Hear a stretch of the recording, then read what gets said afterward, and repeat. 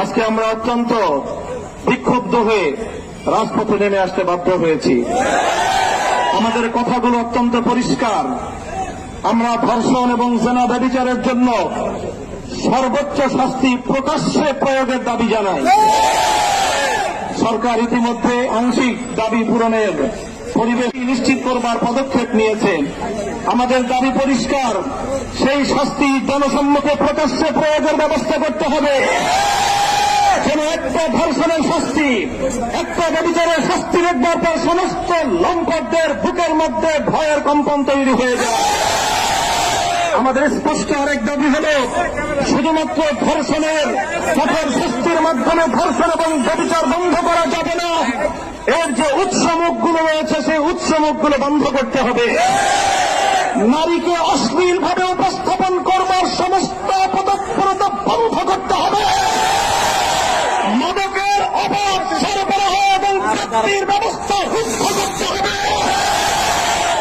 নারীকে যারা অশ্লীলভাবে উপস্থাপন করছে, সিনেমার বিলবোর্ড, বিভিন্ন চলচ্চিত্রের পর্দা, নাটক এবং টেলিভিশনের পর্দার মাধ্যমে যারা নারীকে ভোগ্য পণ্য হিসেবে, ব্যবসার পণ্য হিসেবে উপস্থাপন করছে, তারা মাতৃজাতির কলঙ্ক করছে।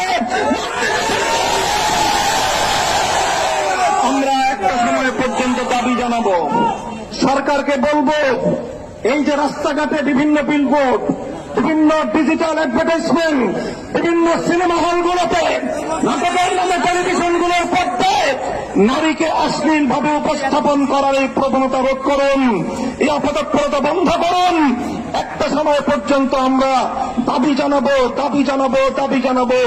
যদি আমাদের শান্ত আন্দোলনের ভাষা বুঝতে সরকার ব্যর্থ হয়, তাহলে তাওহীদি জনতা এই অশ্লীলতার আশ্রয়গুলোকে নিজেদের হাতে আমরা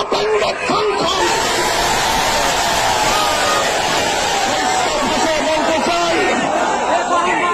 আজকে ইসলামপন্থী, ইসলাম বিরোধী নাস্তিকবাদের দোসরেরা তারা মামুর বাড়ির আবদার নিয়ে এসেছে। ওরা ধর্ষণ বন্ধ করতে চায় না।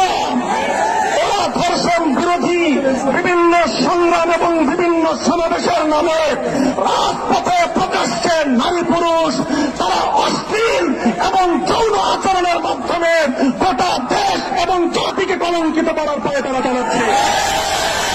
আরেকদিকে গোটা দেশে সিনেমা ব্যভিচার ধর্ষণের উস্কানি দেওয়ার জন্য অশ্লীলতার আখড়া সিনেমা হলগুলোকে উন্মুক্ত করে দেওয়া হচ্ছে।